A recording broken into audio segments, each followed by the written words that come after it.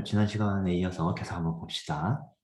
자, 그래서 이제 우리가 지난 시간에는 이제 1차원 배열을 이제 만들었고, 그래서 1차원 배열은 어, 그, 그 변수들이 인접한 위치에, 메모리에 인접한 위치에 쭉 그 나열되어 있는 상태이고, 2차원 배열 같은 경우에는 지금 보는 그림처럼 그 행과 열로 구성되어 있는 배열이다. 행과 열로 구성되어 있는 배열이다.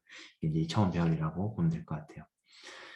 자, 오케이. 근데 우리가 2차원 배열을 만들려면 2차원 배열을 선언하려면 이런 형태로 앞에는 행의 개수 그리고 뒤에는 열의 개수를 지정을 해주면 행의 개수와 열의 개수만큼 크기만큼 이렇게 배열이 만들어진다. 배열이 만들어진다. 라는 게 이제 2차원 배열을 만들 때 선언할 때 이렇게 할 수 있고, 그래서 1차원 배열, 2차원 배열, 3차원 배열까지 우리가 이렇게 만들 수 있다. 이렇게 만들 수 있고, 이게 하나, 둘,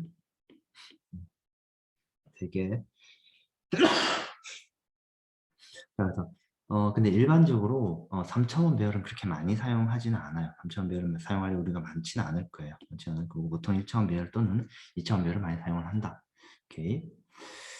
자, 그래서 이제 2차원 배열 같은 경우에는 2차원 배열의 인덱스는 어떻게 우리가 1차원 배열 인덱스는 우리가 선형적으로 쭉 나열되어 있기 때문에 직관적으로 알 수 있는 거고 2차원 배열은 우리가 인덱스를 어떻게 지정하느냐를 보면 이 앞에는 행의 번호, 뒤에는 열의 번호를 지정을 하면 이 배열 2차원 배열에서 자, 1행 2열에 있는 얘를 우리가 읽고 쓸 수 있다. 읽고 쓸 수 있다. 오케이. 자, 그런데 이제 사실 2차원 배열이 이제 이렇게 아까 좀 전에 봤듯이 행과 열 형태로 구성이 되어 있는데, 그런데 이제 실제로 이 2차원 배열이 메모리에 공간을 차지할 때는 2차원 배열 형태로 저장되는 게 아니고 실제로는 이 메모리 안에는 이제 이게 메모리라고 보면 메모리 안에 그 메모리 주소는 1차원 공간이에요. 메모리 주소는 선형적이에요. 메모리 주소는 선형적이다. 선형적이란 말이 주소가 0, 1, 2, 3, 4 이렇게 쭉 선형적으로 전가해요. n-1까지 선형적으로 전가를 하는데 자, 2차원 배열을 우리가 만들면 그 첫 번째 행에 있는 모든 데이터를 이렇게 쭉 저장하고 그리고 두 번째 행에 있는 데이터 쭉 저장하고 세 번째 행에 있는 데이터 또는 네 번째 행에 있는 데이터를 이렇게 쭉 사실은 보면 1차원 배열 형태로 이렇게 저장한다. 1차원 배열 형태로 저장한다. 근데 2차원 배열은 그래서 실제로 메모리에 저장될 때는 이렇게 행과 열 형태가 아니고 1차원 형태처럼 이렇게 쭉 저장된다. 오케이. 자, 하여튼 2차원 배열을 활용하는 방법은 우리가 쭉 살펴봤죠. 지난 시간에 봤죠. 그래서 자, 2차원 배열을 우리가 선언해 주세요. 라고 이렇게 하고 이제 그 로우하고 칼럼 개수를 이렇게 샵 디파인으로 정의를 하고 자, 그리고 나서 이 중첩 반복문으로 2차원 배열에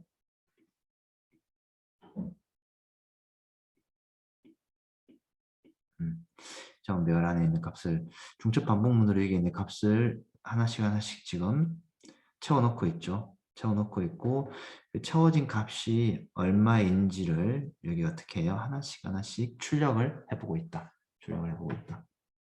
이렇게 그렇게 이해를 하면 될 것 같아요.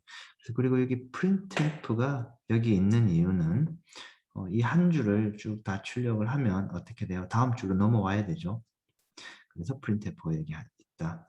오케이. 자, 2차원 배열도 초기화하는 방법이 여러 가지가 있어요. 2차원 배열 초기화하는 방법이. 그러니까 자, 이렇게 초기화를 하면 아주 직관적이긴 하죠. 자, 이렇게 하고 여기에 0, 1, 2, 3, 4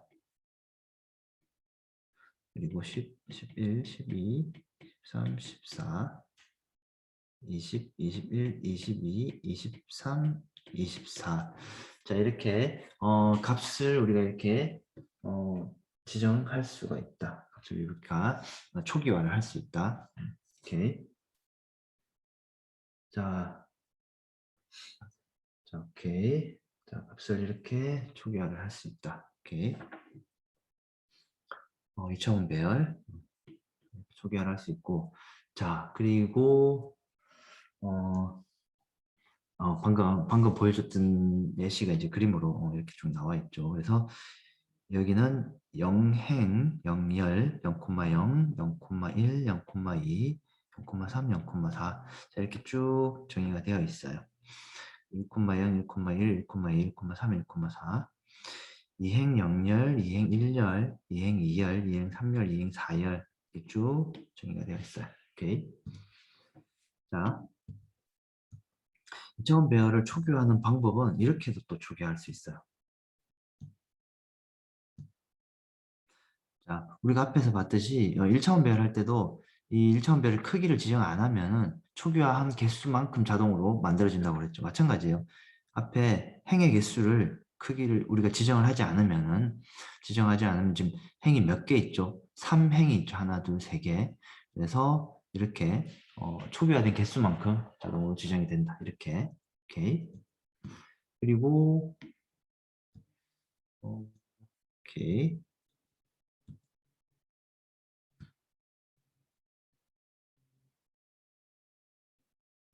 자, 잠깐만요. 잠깐만. 자, 여기는 오타가 하나 있는 것 같네요. 자, 여기는 이제 오타가 하나 있는데 3행 5열짜리 배열을 만들었고 거기에 만들었는데 1행하고 2행까지만 이렇게 우리가 초기화를 하고 뒤에 있는 건 초기화를 안 하면은 여기 뭔가 약간 오타가 있는 것 같아요. 다 0으로 초기화가 된다. 초기화가 된다. 이 부분은 오타가 있는 것 같아요. 뭐 사실 오케이. 자, 예시를 자, 조금 전에 있는 이 예시들은 여러분들이 직접 실습을 해보면 충분히 알 수 있겠죠. 실습을 해보면. 자, 이 예시를 한번 봅시다. 학생들의 성적을 2차원 배열에 저장하고 그 학생들의 최종 성적을 계산해보자라는 어떤 예제가 있어요. 그래서 학생이 지금 3명이 있어요. 학생이 3명 있고 각각의 학생의 학번은 1번, 2번, 3번이라고 가정을 하고 그 학생들이 1번 학생은 중간고사를 87점, 기말과제, 시험 점수, 퀴즈 점수, 결석 횟수 이렇게 이제 각각 점수가 부여되어 있고 그리고 우리가 조금 고려해야 될 게 전체 점수에서 중간고사는 30%, 기말고사는 40%, 과제는 20%, 퀴즈는 10% 그리고 결석은 횟수로 감점을 하겠다. 이제 이런 어, 그 규칙 이런 그 규칙이 있죠. 오케이. 자, 2차원 배열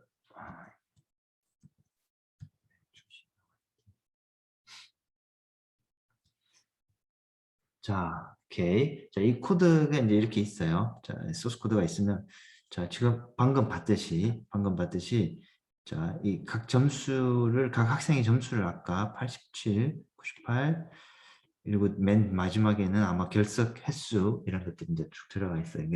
이게 이미 미리 초기화를 이렇게 했어요. 이렇게 초기화를 하고 자, 그리고 인티저 하고 자, 초기화를 하고 각 학생들의 점수를 계산을 해야겠죠. 계산해야겠죠.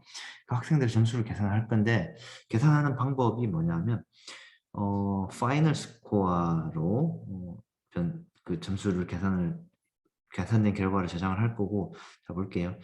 이 A라는 배열에 자 지금 I가 0부터 되는 거죠. 그래서 0이면은 얘죠 얘 0행 0번째 행 그리고 얘의 0번 열 여기 0번열은 곱하기 0.3. 왜냐면 중간고사 아까 30%로 하기로 했고 곱하기 0.4. 얘는 곱하기 0.3, 얘는 곱하기 0.4. 그리고 얘는 곱하기 0.2. 얘는 기말 과제이고 얘는 아마 출석. 그리고 곱하기 0.1. 그리고 결석 횟수는 뺄셈을 하면 되죠. 자, 이렇게 계산한 결과를 파이널 스코어에 집어넣고 그 파이널 스코어를 출력하면 되겠죠. 출력하면 될 거예요. 자, 그래서 출력을 몇 번 하면 돼요? 한 번, 두 번, 세 번. 왜냐면 학생 3명 있으니까. 그래서 그 실제 전체 학생들에 대해서 계산한 결과를 이렇게 출력을 할 수 있겠죠.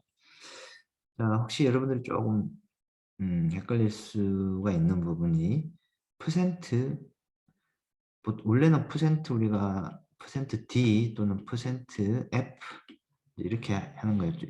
퍼센트 D 하면 십진 정수, 얘는 실수, 십진수, 실수. 자, 실수 형태로 출력하는 거고 앞에 10이라고 있으면 10점이라고 되어 있으면 전체 자릿수를 10자리 확보하고 그 중에서 소수점 두째 자리에서 반올림 하겠다 해달라 그런 출력 출력 형태를 우리가 지정을 할 수가 있어요. 자, 이 부분도 크게 어렵지 않게 우리가 할 수 있는 거니까 여러분들이 살펴보고 실습을 좀 해보면 될 것 같아요. 자, 그래서 실습을 해서 출력을 해보면 이렇게 출력 결과가 나올 거다. 오케이. 그리고 2차원 배열을 사용할 2차원 배열은 사실 이 매트릭스 행렬 계산할 때 엄청 아주 많이 사용된다. 행렬 계산할 때 사실 제일 많이 사용된다. 행렬 계산할 때. 자, 행렬 계산할 때 아주 많이 사용되고 그래서 행렬을 계산할 때 어떻게 계산하는지를 한번 봅시다.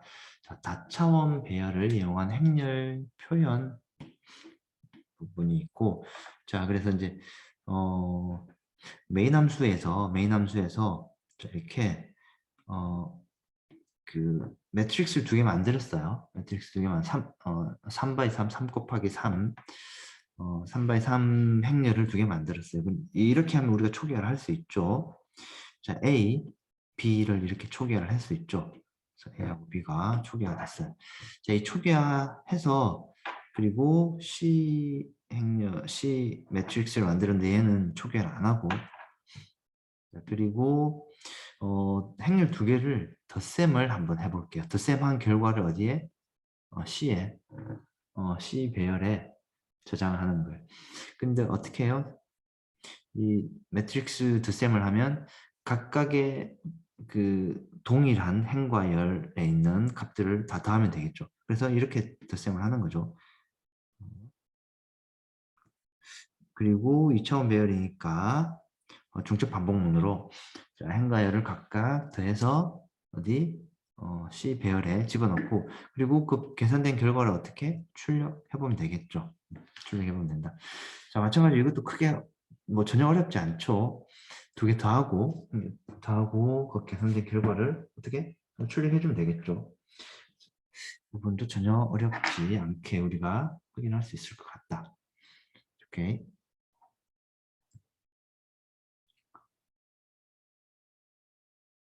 오케이. 자, 그리고 이제 실습하는 부분이 또 하나 더 있는데 그러니까 사실 이제 우리가 컴퓨터를 보고 있는 이 지금 화면들 있죠. 이 화면들도 엄밀히 따지면 이 배열의 2차원 배열로 구성이 되어 있어요. 2차원 배열로. 자, 무슨 말이냐면 예를 들어서 컴퓨터 화면이 이제 이렇게 있어요. 컴퓨터 화면이 있고 이 컴퓨터 화면에 어떤 물체, 어떤 오브젝트가 어떤 대상이 이렇게 그려져 있어요. 그려져 있으면 우리가 그리고 싶은 물체에 해당하는 부분에다 어떻게 점을 이렇게 쭉 찍는다고 가정해 봅시다. 근데 점을 이렇게 좀 많이 찍으면 어떻게 돼요? 지금 점이 보이지? 이 점을 엄청나게 많이 찍으면 이 바탕화면 있고 바탕에 흰 화면이 있고 이 점을 까만색으로 쭉 엄청나게 많이 찍어 봅시다. 사실 이 까만색 부분은 컴퓨터는 까만색 부분을 점을 찍어서 이렇게 물체를 표시를 해요. 물론 까만색 점을 찍을 수도 있고 빨간색 점 또는 초록색 점 또는 빨간색 여러 가지 색깔들을 좀 혼합해서 다양한 색깔을 만들어낼 수 있는데 지금 우리가 간단하게는 까만색 점으로만 찍는다고 가정하면 점을 이렇게 아주 많이 찍으면 우리 사람이 식별하지 못하게 그 점은 안 보이고 이렇게 보인다. 그래서 여러분들이 혹시 여러분들 모니터나 여러분들 컴퓨터 또는 그 보면 이 해상도라는 게 있죠. 해상도. 예를 들어 해상도가 1024 곱하기 1024라고 되어 있다. 그 1024 곱하기 1024 해상도라는 얘기는 가로로 점이 1024개가 찍혀 있고 세로로 각 1024개가 찍혀 있고 근데 요즘에는 그 모니터가 보통 4K 모니터 또는 뭐 그거보다 더 고화질의 모니터가 나오는데 그 얘기는 이 가로 세로 점의 개수가 4096, 4K 약간 뭐 그 표준마다 제품마다 조금씩 다르긴 한데 점의 개수가 엄청나게 많다는 얘기예요. 4,000개 이상 점의 개수를 찍는다는 얘기예요. 자, 그러면 점이 엄청나게 많은 점이 찍히겠죠. 많은 점이 찍힌다는 얘기는 뭐죠? 훨씬 더 선명하게 물체를 우리가 그려낼 수 있다. 점의 개수가 작으면 우리가 어떤 사진을 확대해서 보면 그 사진이 이렇게 사각형 점이 보일 거예요. 자, 그런 것들은 해상도가 낮아서 그런 거고, 자, 아주 기초적인 우리가 컴퓨터로 그림을 그린다고 생각을 해보면 이렇게 그림을 그릴 수가 있어요. 2차원 배열로 구성을 해서. 자, 2차원 배열로 자, 8 by 16, 8 곱하기 16 그래서 행이 8개 자, 열이 16개짜리 배열이 있어요. 그 배열에서 바탕화면은 다 1로 일단 찍어두고 사물이 있는 곳은 다 0으로 만약에 채운다고 생각합시다. 그럼 사물이 이렇게 있어요. 이렇게 있고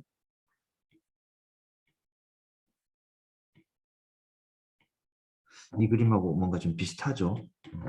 자, 이렇게 우리가 배열을 이용해서 사물을 그 이미지를 우리가 나타낼 수 있다. 실제로 컴퓨터도 이런 식으로 좀 더 정교하지만 이런 식으로 나타냅니다.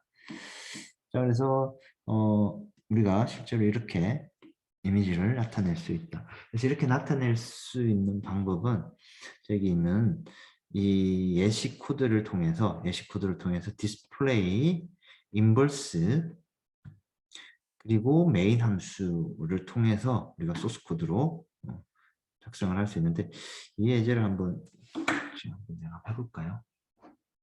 얘를 자, 여러분들은 가능하면 타이핑을 직접 해보는 게 사실은 제일 좋겠죠. 자, 타이핑을 이렇게 하고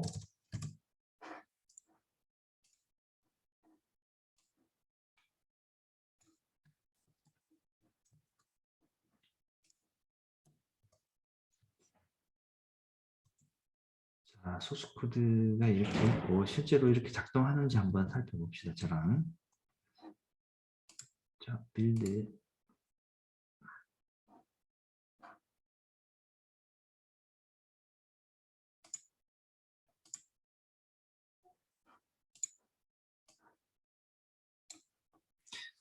자, 실행을 한번 해봤어요. 실행을 해보니까 이제 이렇게 나오죠.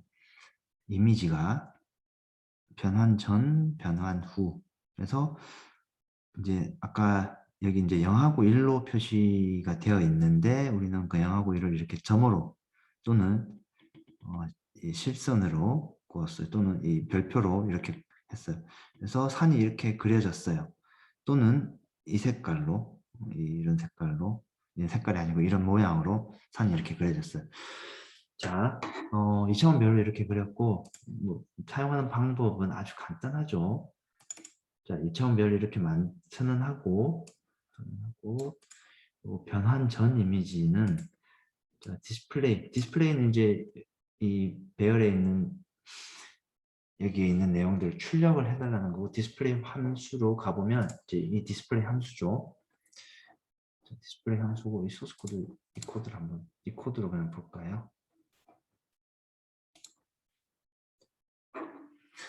디스플레이 함수를 호출하면 자 이미지를 그러니까 배열을 인자로 봤죠. 배열은 사본이 아니고 원본으로 온다고 했죠. 그래서 원본이 왔고 2차원 배열이니까 2차원 배열을 이렇게 표시를 해줘야 된다. 해줘야 된다. 그리고 가로 세로는 8 그리고 16 개수만큼 있는 거고 자 그래서 2차원 배열을 이렇게 어떻게 한다? 출력 반복문을 돌면서 만약에 값이 0이면 별표를 출력하고 그렇지 않으면 아까 다 1이었죠. 값이 1이면 이렇게 언더바 밑줄을 이제 쭉 걷는 거예요. 그래서 0하고 1을 결국은 이렇게 글자를 이렇게 표시를 하는 거죠. 그리고 이제 여기 인버스 함수가 있는데 인버스 함수는 아까 여기 있던 배열에 있는 이 값을 0은 1로 바꾸고 0은 1로 바꾸고 1은 다 0으로 바꾸고 그러니까 그 변환, 그 인버스 반대 값으로 바꿔주는 일을 하는 거죠. 그래서 디스플레이하고 인버스하고 다시 디스플레이하고 그러면 이제 그림이 바뀌죠. 오케이, 이 부분도 크게 어렵지 않게 할 수 있을 것 같고 자 여기 이제 다음 실습 문제도 아주 재미있는 실습 문제가 하나 있다. 아주 재미있는 실습 문제가 하나 있다.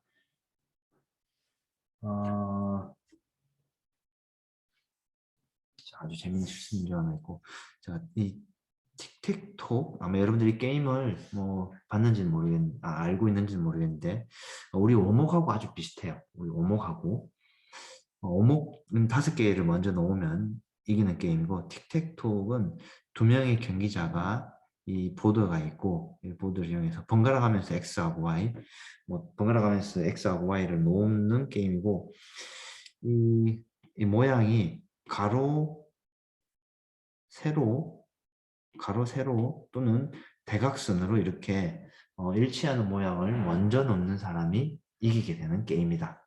이제 그게 이 틱택토 게임의 규칙이고 그래서 이 틱택토 게임을 이제 실행을 해보면 이렇게 맨 처음에 XY 좌표를 입력해 주세요 하면 예를 들어서 여러분들이 0, 0 그러니까 X는 이제 행의 위치 Y는 열의 위치예요. 그래서 영행 영열이면 지금 이제 보면 이만큼이 배열이고 이 중에서 여기가 영행 영열이고 영행 1열, 영행 2열, 1행 0, 영열, 1행 1열, 1행 2열, 2행 영열, 2행 1열, 2행 2열이 되겠죠. 그래서 여기서 영행 영열 여기다 넣어두라고 하니까 여기 이제 X를 그었어요. 근데 X 그러면 다음 사람이 이제 해야겠죠. 다른 친구가 해야겠죠. 상대방 친구가. 그럼 1 놓으면 여기죠. 그래서 여기에 동그라미 치고 그리고 그 다음에 또 다음 친구는 뭐 이렇게 뭐 적당한 위치를 놓으면 되겠죠. 좌표를 맞춰서. 사실 뭐 아주 간단한 게임이긴 한데 배열을 이용해서 이렇게 게임을 만들 수가 있다. 그래서 이제 이 알고리즘을 여러분들이 쭉 한번 보고 그리고 소스 코드도 이렇게 작성을 할 수가 있다.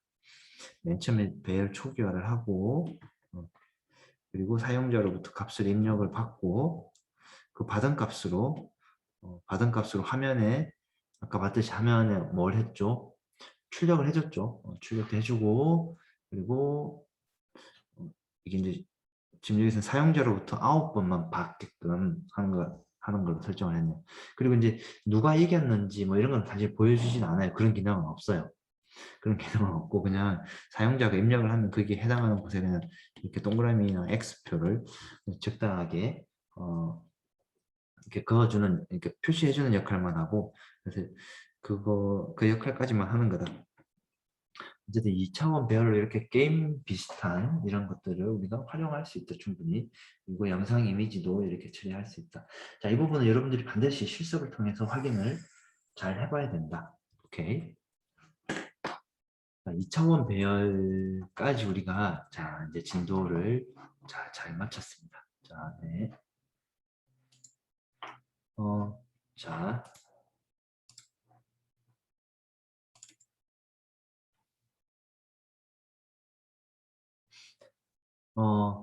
자, 이제 포인트를 한번 살펴볼게요. 포인트. 포인트. 흔히들 이제 시연에서 포인트가 조금 이해하기 힘들다. 이제 이런 말들을 좀 많이 하는데, 전혀 그러니까 전혀 그렇지 않아요. 물론 여러분들 좀 주의를 기울여서 이해를 해야 할 부분들도 있는데, 어, 아주 작은 사소한 부분부터 하나씩 확인하고, 그리고 실습을 통해서 자기 눈으로 확인하고, 그리고 그 결과를 자기 눈으로 확인한다면 전혀 어렵지 않아요. 오케이. 그래서 포인트가 뭔지, 그리고 포인트의 주소, 변수의 주소, 그리고 포인트 선은 간접 참조 연산자, 그리고 포인트 연산, 포인트와 배열, 그리고 포인트와 함수, 이제 이런 순서대로 쭉 한번 살펴봅시다. 오케이. 자, 포인트는 주소를 가지고 있는 변수예요. 주소를 가지고 있는 변수. 주소를 가지고 있는. 근데 그 영어 사전으로는 포인트가 뭐예요? 영어 뜻으로는. 뭐, 네이버로 포인트를 치면 뭐라고 나오죠? 어, 뭔가 가리키는 것, 가리키는 사람. 어쨌든 뭔가 가리키는 거죠. 가리키는 거. 가리키는 거예요. 근데 왜 주소를 가지고 있는 변수라고 이렇게 좀 표시를 했냐. 그쵸? 자, 예를 들어서, 어떤 변수 A라는 변수가 있어요. A라는 변수가 있고, 만약에, 이 변수 안에 우리는 여태까지 뭘 집어넣었죠, 여기에? 우리가 계산하고 싶은 값을 집어넣었죠. 계산하고 싶은, 그러니까 예를 들어서 10이라는 값 또는 3이라는 값. 자, 값을 집어넣고 이 값을 어떻게 했어? 정가도 시키고 뺄셈도 하고 곱셈도 하고 나눗셈도 하고 이런 일들을 많이 했었죠. 자, 그런데 이 포인트, 이제 여기서 얘기하고 있는 포인트는 엄밀히 따지면 이제 포인트 변수는 여기에 사용자 값을 가지고 있는 게 아니고 뭘 가지고 있는 거다? 주소를 가지고 있는 거다. 주소. 오케이. 어, 자, 주소를 가지고 있어요. 근데 왜 가리키는 것이라는 포인트라는 의미가 계속 사용되고 있지라고 우리가 궁금해할 수 있는데, 이 주소를 가지고 있으면 이 주소는 어떤 주소를 이렇게 어떤 특정한 주소를 이렇게 지칭할 수가 있어요. 지칭할 수가 있어요. 그래서 저기에 있는 특정한 주소, 저곳을 지칭한다라는 의미로 우리는 포인트라는 용어를 사용을 해요. 그래서 저 포인트와 이런 용어에서 좀 헷갈릴 필요는 전혀 없고, 일단 포인트는 영어 사전으로는 가리키는 것, 뭐 이런 뜻이고, 그리고 포인트, 사실 여기 지금 오타라고 해야 되나? 뭔가 빠졌다. 포인트 변수는 주소를 가지고 있는 변수이다. 네, 그렇게 이해를 하면 될 것 같고. 근데 우리 일상생활에서 보면 여러분들 집 각각 주소가 다 있죠. 여러분들 집에 각각 주소가 다 있죠. 어. 자, 그런데 이 변수도 자기 주소가 있어요. 자기 주소. 무슨 주소? 변수는 어디에 놓여 있어요? 어디에? 컴퓨터에서 제일 중요한 게 메모리라고 했죠.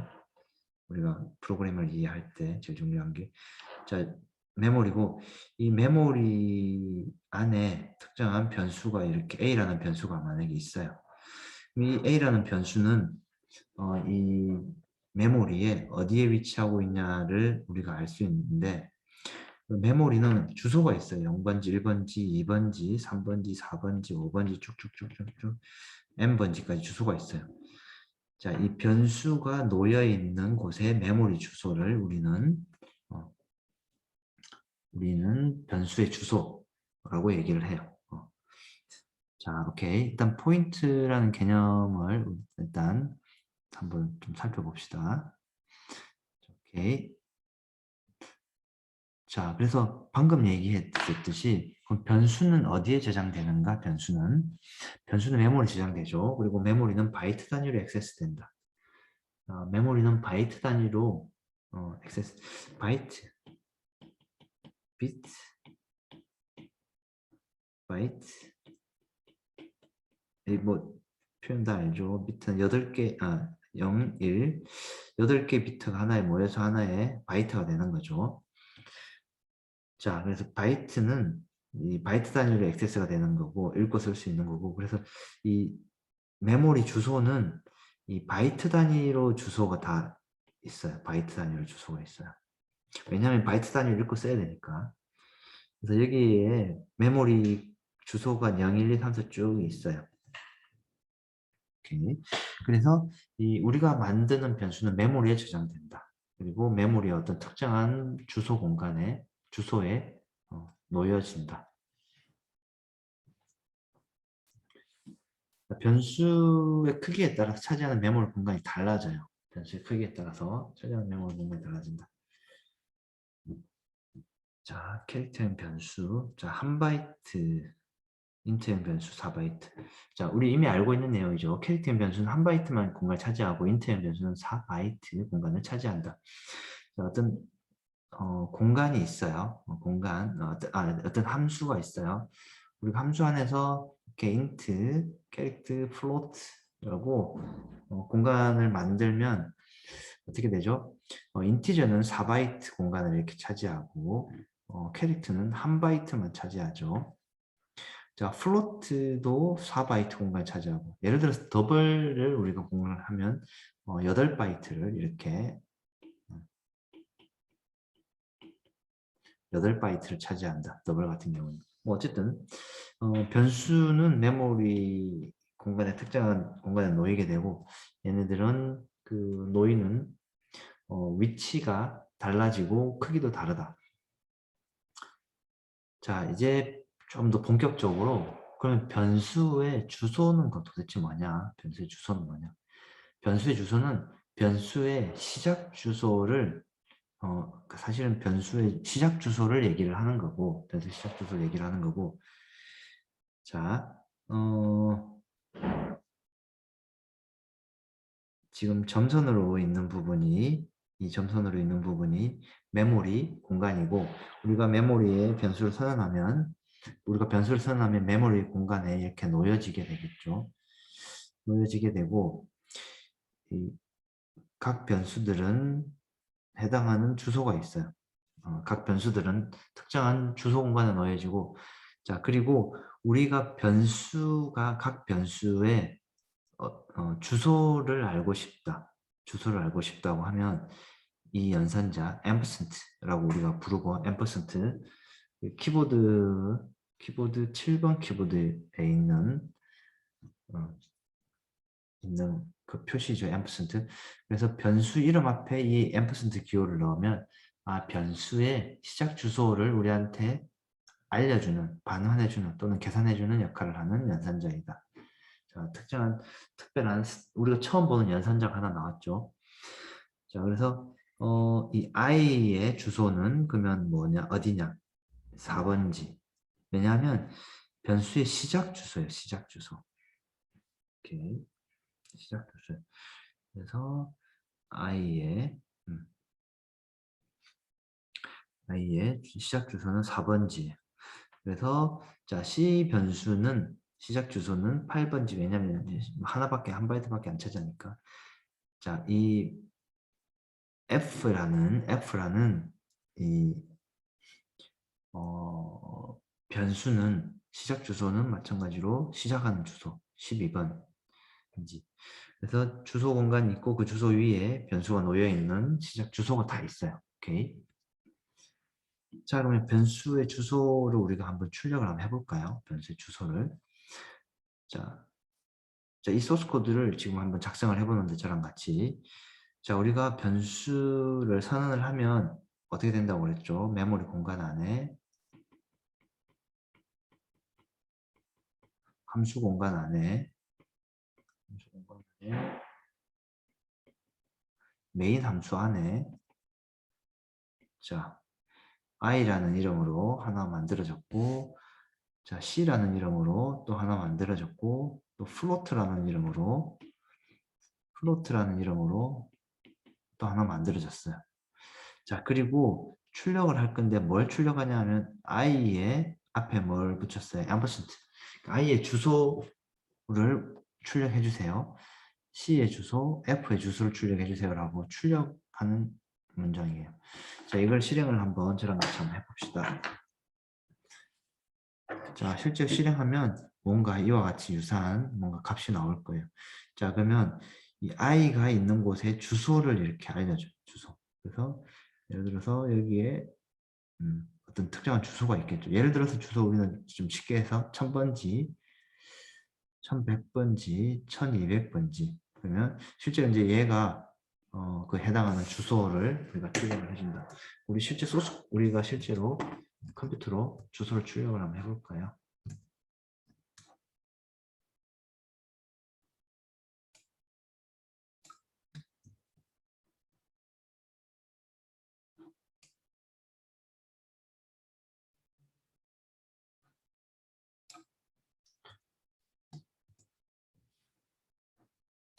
자, 솔루션 빌드하고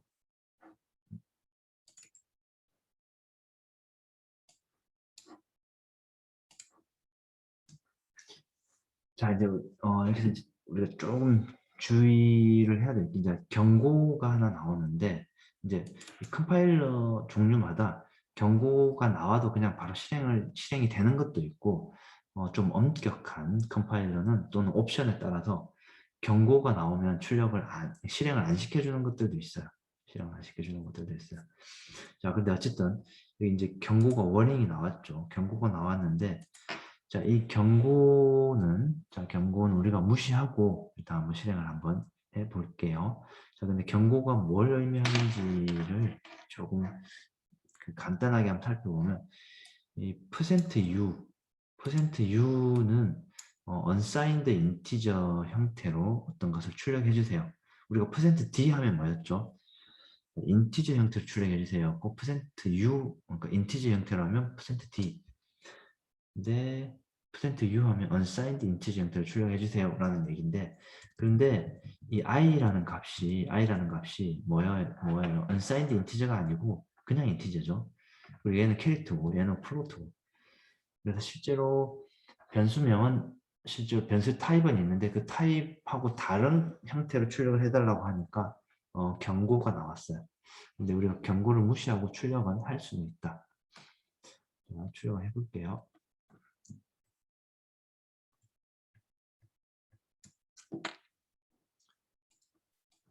출력해보니까 여기 뭐가 나왔죠.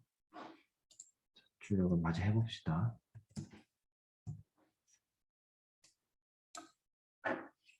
자, 어떤 값이 나왔어요. 이 값이 뭐냐 하면 이 i라는 변수, c라는 변수, f라는 변수가 놓여져 있는 주소예요. 주소예요. 자, 그래서 이 주소 번지가 1152 1153 728 532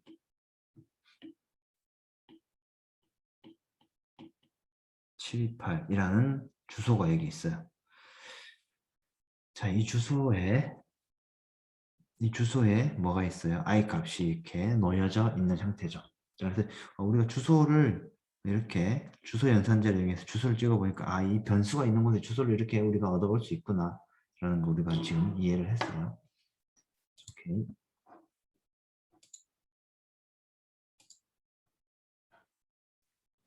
자, 다음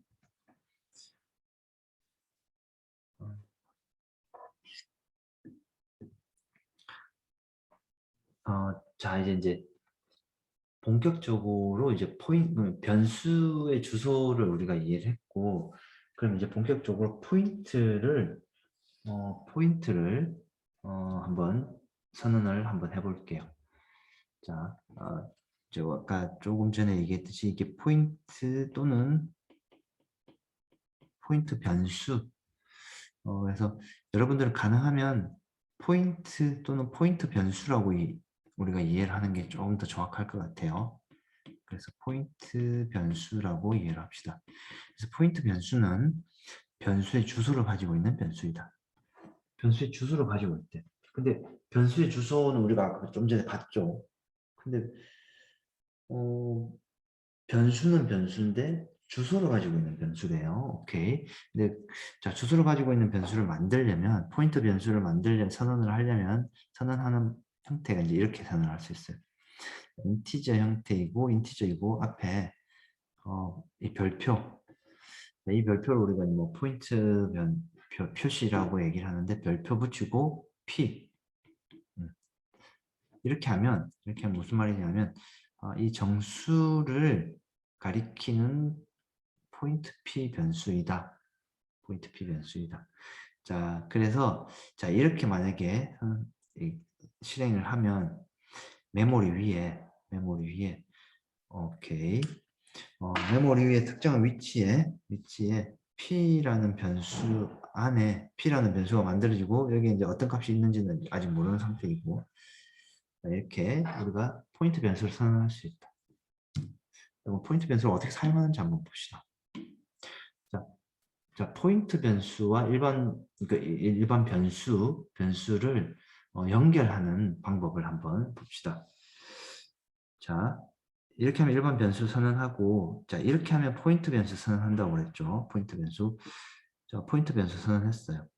자, 그리고 이 포인트 변수 안에 일반 변수 i에 앞에 뭘 붙였죠? 주소를 여기에 넣어주세요. 라는 뜻이죠. 자, 그럼 예를 들어서 메모리 위에 주소가 있고 일반 변수 i가 여기에 놓여 있고 근데 얘는 자기 주소는 어디예요? 4번지죠. 4번지. 물론 뒤에 있는 주소도 이 변수에 포함되어 있지만 이 변수의 시작 주소를 우리는 주소라고 부른다. 변수 주소라고 부른다. 그래서 시작 주소를 어디에다가 p에다가 집어넣으래요. 우리 4를 어디다가 p에 이렇게 집어넣었어요. 자, 오케이 집어넣고 자 주소를 여기다 집어넣으면 이 주소는 이 변수를 어떤 형태로든 뭔가 가리키는 거와 같이 어떤 가리키는 거와 같은 그런 효과가 있다라고 해서 우리는 포인트 변수라고 얘기해요. 또는 포인트라고 얘기해요. 사실 컴퓨터 안에 이렇게 뭐 실제로 우리가 포인팅하는 뭔가 레이저 포인트라든지 이렇게 가리키는 화살표가 메모리 위에서 이렇게 막 왔다 갔다 하지는 않아요. 뭐 당연하겠지만 우리가 주소를 여기에다가 집어넣으면 이 주소가 결국은 여기를 가리키고 있구나, 가리키고 있는 것과 같은 역할을 하구나 라는 의미로 우리는 포인트라고 얘기를 한다. 오케이. 자, 그래서 한 번 더 정리하면 포인트 변수 만들고 일반 변수도 만들고 포인트 변수 만들고 그리고 일반 변수의 주소를 여기다가 포인트 변수에다가 집어넣어 주면 된다. 이게 아주 첫 번째 절차로 우리가 포인트 변수를 할 때 우리가 코딩을 할 소스 코드를 이렇게 우리가 선언할 수 있는 거고. 자, 다른 예제를 한번 보면 자 포인트는 좀 더 다양한 형태로 우리가 선언도 하고 뭔가 사용할 수 있다.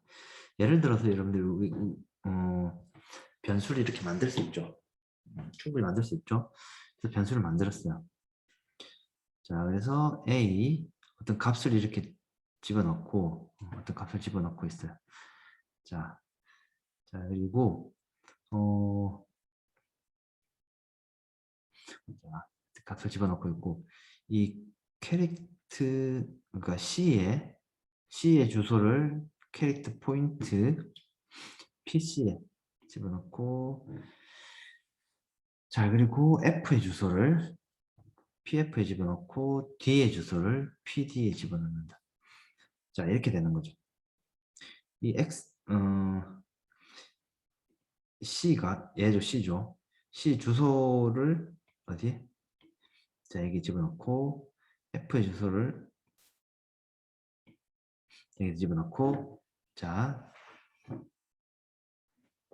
그리고 D, 더블의 주소를 이제 여기다 집어넣고 이렇게 주소를 집어넣고 있어요. 오케이. 자, 그리고 이 실습 예제는 여러분들이 한번 빠르게 한번 해봅시다. 자, 일반 변수와 포인트 변수를 만들고, 자, 그리고 일반 변수의 주소를 포인트 변수에 이렇게 집어넣고 있어요. 이게 아주 일반적으로, 기본적으로, 전형적으로 우리가 포인트 변수를 사용하는 예시예요. 그리고 이 PI와 그리고 I의 주소, 결국 I의 주소를 PI에다 집어넣었으니까 두 개 값이 출력하면 똑같겠죠. 자, 그래서 이렇게 실습을 통해서 확인을 좀 해볼 수 있다. 오케이. 자, 이제 그 다음에 또 나오는 연산자를 한번 살펴봅시다. 간접 참조 연산자라는 게 이제 있는데, 포인트가 가리키는 값을 가져오는 연산자이다. 값을 가져오는 연산자이다. 자, 무슨 말이냐면, 자, 이 예시를 한번 봅시다. 일반 변수에 10이라는 값을 집어넣고, 포인트 변수 하나 선언하고, 자, 이 포인트 변수, 이 P 안에는 이 i라는 변수의 주소를 여기다가 집어넣었어요. 자, 그리고 이 주소, 그리고 나서 이 포인트 변수 앞에 asterisk, 마찬가지로 별표를 붙여주면, 어떻게 되냐면, 이 포인트 변수가 가리키는 위치, 그러니까 여기죠. 자, 여기에 있는 값을 읽어오라는 얘기예요. 값을 반환할 수 있는 예시이다. 물론 값을 읽어올 수도 있고, 그게 값을 쓸 수도 있습니다. 오케이. 자, 이제 간접 참조 연산자의 해석을 조금 한번 살펴봅시다. 간접 참조 연산자는 방금 봤듯이 포인트 변수가 있고, 그 포인트 변수가 가리키는 곳에서 실제로 값을 가져오고 싶을 때 간접 참조 연산자를 사용한다. 지금 설명이 좀 되어 있죠. 지정된 위치에서 포인트 타입에 따라 해당하는 값 크기만큼의 값을 읽어드립니다. 자, int character double 이렇게 이제 변수를 선언했어요. 자, 오케이. 자, 이렇게 하고 이 i의 주소를 p에다가 집어넣고, 자, i의 주소를 p에다가 집어넣고, 자, 그리고 나서 오케이. 자, 그리고 나서 이 i의 자, 그리고 이 p에 간접 참조 연산자를 해서 값을 읽어오라고 얘기를 하면 무슨 말이냐 하면 이 포인트 변수 여기에서 이 포인트 변수 가리키는 이 곳에 가서 값을 읽어오는 거예요. 앞에 이게 붙여지면 값을 읽어오는 거예요. 마찬가지로 캐릭터 형태로 있으면은 마찬가지로 이 해당하는 곳에 가서 값을 읽어오고, 더블도 마찬가지로 해당하는 곳에 값을 읽어오고. 근데 잘 보면 이 인티저 같은 경우에 지금 인티저 포인트는 값을 이 해당하는 주소 여기에 가서 값을 몇 바이트 읽어올까요? 몇 바이트 읽어와야지 내가 유용한 값을 읽어올 수 있을까요? 예를 들어서 만약에 우리가 이게 3바이트만 읽어온다고 가정해봅시다. 1바이트만 읽어오면 값이 어떻게 될까요? 원래 나는 4바이트 공간에 할당을 해놓고 여기 10이라는 값 저장했는데 1바이트만 읽어오면 이상한 값이 나오겠죠. 이상한 쓰레기 값이 나올 거예요. 자, 그래서 인티저는 4바이트만큼 읽어오고, 자, 캐릭터는 1바이트니까 1바이트만 읽어오고, 자, 더블은 더블 형태니까 8바이트만큼 다 읽어와야 된다. 오케이. 자, 그래서 그런 조금의 차이점이 있다. 오케이. 자, 그리고 이 연산자와 이 연산자를 조금 잘 우리가 이해를 할 필요가 있다. 한 번 더 이해를 할 필요가 있다. 한 번 더 정리를 해보면 이거 연산자는 앰퍼센트 연산자는 변수의 주소를 반환하는 연산자이고, 이 애스트리크 연산자는 포인트가 가리키는 곳의 내용을 반환하는 연산자이다. 근데 우리가 좀 헷갈리는 게, 근데 나는 포인트 선언할 때도 이거 썼잖아. 맞죠? 자, 이 연산자는 변수 선언할 때는 얘가 포인트 변수입니다라는 표시로 사용을 하고, 지금 여기에 나와 있는 이 설명은 실제로 선언할 때 이외에 실제로 포인트 변수를 사용하는 시점에 우리가 그 어떤 의미인지를 이렇게 설명을 해두고 있다. 오케이. 자, 그래서 이 변수 앞에 주소를 붙여주면 주소를 알려달라고 붙여주면 이 4번지를 우리한테 리턴을 할 거고, 근데 포인트하고 이 포인트의 이 내용 간접 참조 연산자하면 얘가 있는 곳에 가서 4번지죠. 4번지에 가서 얘를 이 값을 읽어와야 된다. 오케이.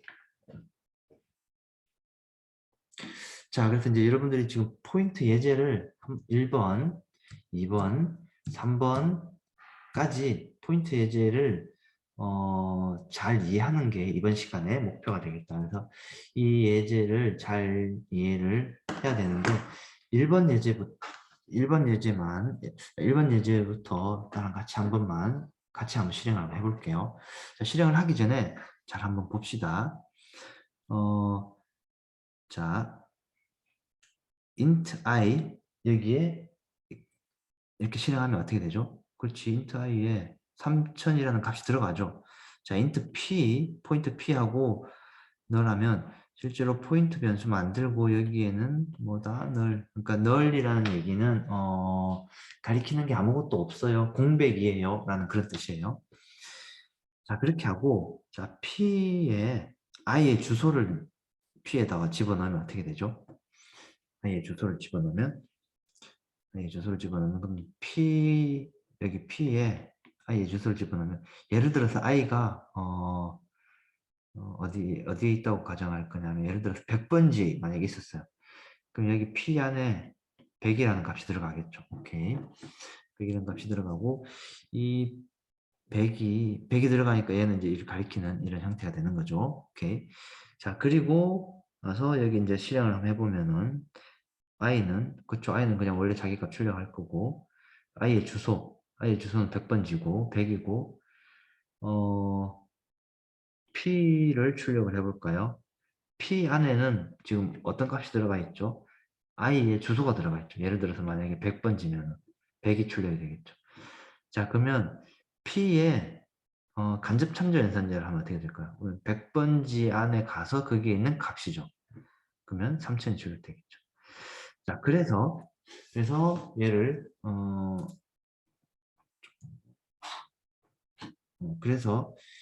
실행시켜 보면 원래 i는 3000이 들어가 있고 p의 간접 참조 연산에서 출력을 해보면 마찬가지로 3000이 또 출력이 될 것이다. 그리고 i의 주소 그리고 p의 값은 두 개가 동일하다. 자, 이 예시를 저랑 같이 한번 다시 한번 살펴봅시다.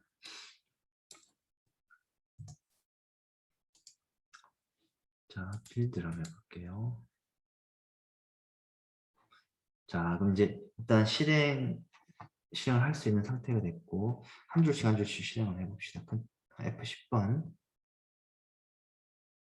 자, F10번을 해보면 이 i 값에 뭐 어떤 값이 들어있어요? 3000이 들어갔죠. 자, 그리고 F10번. 자, p 변수에 null이 들어갔죠. 근데 사실은 p 변수 p 안에는 null이 들어갔다는 얘기는 값을 0으로 채워 넣은 거예요. 0으로. 무슨 말이냐면 p라는 변수 안에는 값을 0000으로 다 채웠어요. null을 채운다는 얘기는 결국 값을 0으로 다 채우겠다는 뜻이에요. 0으로 채웠고 그리고 이 i에는 값이 뭐가 들어있어요? 3000이라는 값이 들어있어요. i에는 오케이. 자, 10번 출력 한번 해보면 그럼 어떻게 되죠? i에 있는 값이 출력이 되겠죠. 그래서 여기 3000이 출력됐어요. 자, 이거를 한번 예측을 해봅시다. 자, i의 주소를 출력을 해달라고 그래요. 이렇게 출력을 하면 i 주소를 출력을 해달라고 해요. 그러면 실제로 i가 있는 곳에 주소를 한번 출력을 해보면 자, 출력을 해볼게요. 출력이 됐어요. 이 주소가 출력이 됐어요. 이 주소가. 이 얘기는 무슨 얘기냐면은 이 메모리 어딘가인지는 메모리 1, 2, 6, 4, 3, 4, 6, 8이라는 위치에 i라는 변수가 여기 지금 놓여 있어요. 오케이. 자, 그리고 자, 이번엔 p라는 변수를 출력을 해봅시다. p 안에는 어떤 값이 들어있어요? i의 주소를 p에다가 집어넣었죠. 그럼 p에는 뭐가 들어있어요? 1, 2, 3. 이 주소가 여기 이제 값이 들어가 있겠죠. p 안에는.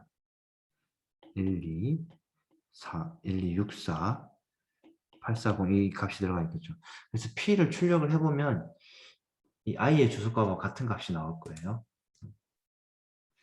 자, 그리고 자, 나왔는지 보자. 똑같은 값이죠. 똑같은 값이죠. 얘하고 똑같은 값이죠. 자, 그리고 나서 p의 간접 참조 연산자에서 값을 출력을 한번 해봅시다. 자, 그러면 뭐가 출력되냐면은 이 p의 주소, 그러니까 p에 있는 곳, p가 가리키고 있는 곳, i죠. 그 i에 있는 값을 가져오라는 얘기죠. 가져오면 그렇죠. 3000이 우리 i에 3000이 저장되어 있으니까 i에 3000이 저장돼서 출력이 될 거다. 자, 이제 사실 이제 이 포인트라는 기본적인 내용은 이게 다예요. 포인트라는 기본적인 내용. 뭐 물론 좀 더 이제 응용을 하고 좀 더 복잡한 부분들이 있긴 한데 기본적인 내용은 사실 이게 핵심이에요. 그래서 여러분들은 포인트 예제 2번 문제와 3번 예제를 직접 한번 여러분들이 코드를 한번 보면서 어떻게 동작하는지 세심하게 살펴보고 그리고 이렇게도 할 수 있어요. P의 간접 참조 연산자는 그 해당하는 곳에 거기에 있는 값도 우리가 바꿀 수도 있어요. 값도 변경시킬 수도 있어요. 그래서 변경시킬 수도 있다까지 이해를 하고 자, 여기까지 오늘 진도를 좀 나가고 이제 여러분들이 뒤에 이제 실습들을 다양하게 좀 해봐야 되니까 남은 시간 동안 실습을 잘 해봅시다. 오케이, 오늘 여기까지 할게요.